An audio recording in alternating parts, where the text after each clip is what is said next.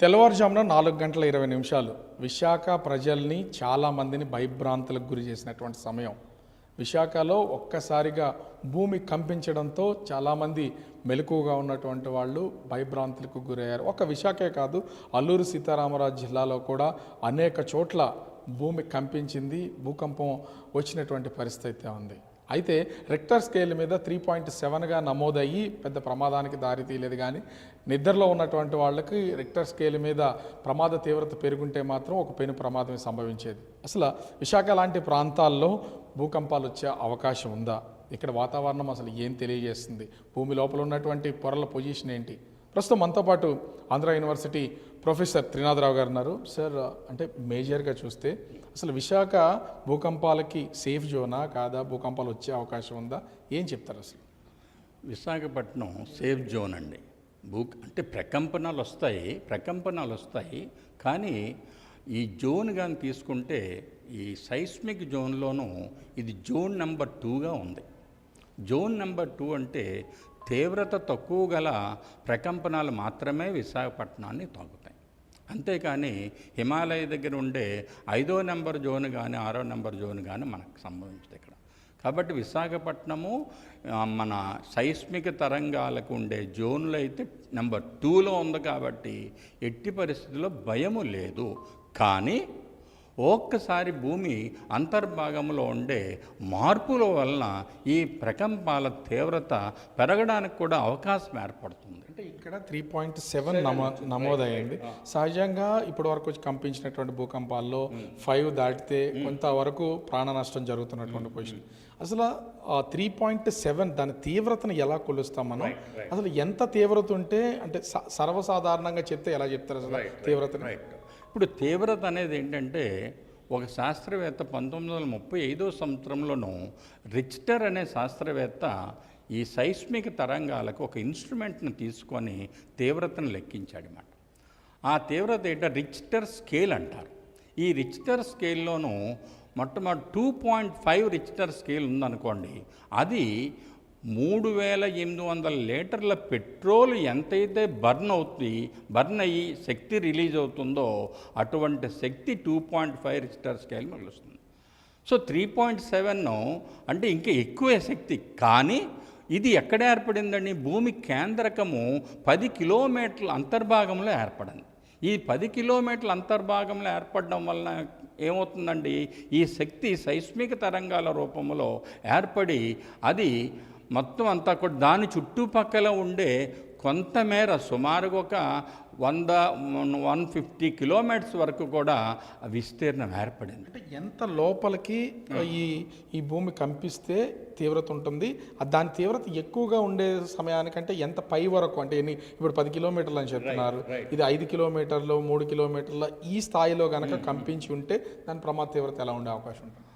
ఒక్కసారి ఏమిటంటే 10 కిలోమీటర్లు కాకుండా 20 కిలోమీటర్లు కూడా సంభవిస్తుంది. సముద్రంలో ఉందనుకోండి, 20 కిలోమీటర్లు సంభవించినా సరే సునామీ రావడానికి వస్తుంది. కారణం ఏంటంటే అక్కడ తీవ్రత అత్యధికమైన వచ్చింది అనుకోండి, ఇది 3.5 అండ్ అబోవ్ వచ్చిందంటే తప్పనిసరిగా దాని చుట్టుపక్కల విస్తీర్ణం పెరుగుతుంది. అంటే తీవ్రత వ్యాపించే విస్తీర్ణం అంతా కూడా పెరగడానికి అవకాశం ఉంటుంది. ఇక్కడే 3.7 కాకుండా 5 ఏర్పడింది అనుకోండి, ఇంకా కలకత్తా వరకు ఇటువైపు మద్రాసు వరకు కూడా సంభవించడానికి ఏర్పడుతుంది. పెద్ద పెద్ద బిల్డింగ్లు కానీ కొన్ని ప్లేసెస్ కానీ కొద్ది దెబ్బతినడానికి కూడా అవకాశం ఏర్పడుతుంది 5 అండ్ అబోవ్ అయితే. కానీ ఇది 3.7 కాబట్టి తీవ్రత చాలా స్వల్పము. దట్టు ఏంటంటే 10 కిలోమీటర్ల లోపల ఏర్పడింది.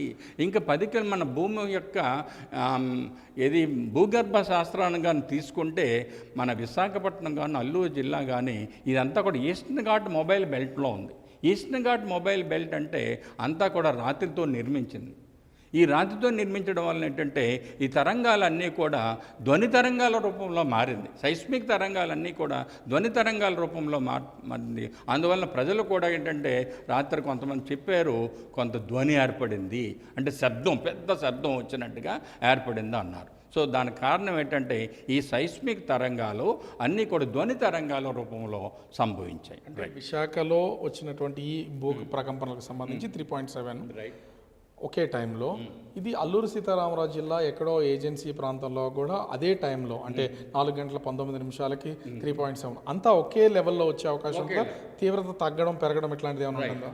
తీవ్రత తగ్గుతుందండి. కారణం ఏంటంటే అక్కడ అల్లూరు జిల్లా తాలూకు జీమాడుగుల్లో కేంద్రకం ఏర్పడింది కాబట్టి అక్కడ తీవ్రత 3.7. దాని చుట్టుపక్కలకి అలా గ్రాడ్యువల్గా ఒక సర్కిల్ కానీ ఒక వలయాకారంగానూ ఈ తరంగాలన్నీ కూడా వెళ్తాయి.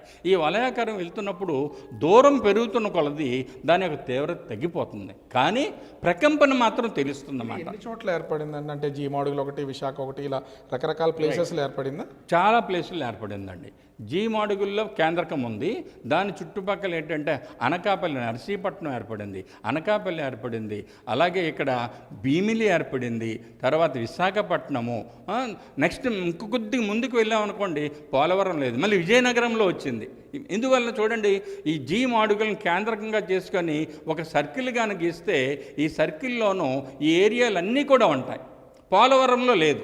పోలవరంలో మనకి ఈ ఎర్త్క్వేక్తాలకి ఎఫెక్టే లేదు, ప్రభావమే లేదు. కారణం ఏంటి? దూరం ఎంతది. అంటే విశాఖ అనేది చాలా సేఫ్ ప్లేసు, కొండలు ఉన్నాయి, సముద్రం ఉన్న దాని తీవ్రత ఉండదు అనేది ప్రజల్లో ఉన్నటువంటి భావన. భవిష్యత్తులో ఇట్లాంటి అంటే ఈ భూకంపాలు వచ్చే అవకాశం ఏమైనా ఉందా? ఆ పొజిషన్ ఎట్లా ఉండబోతుంది? వాతావరణం కానీ ఎర్త్క్వేక్స్ సంబంధించి కానీ ఏం చెప్తారు అసలు?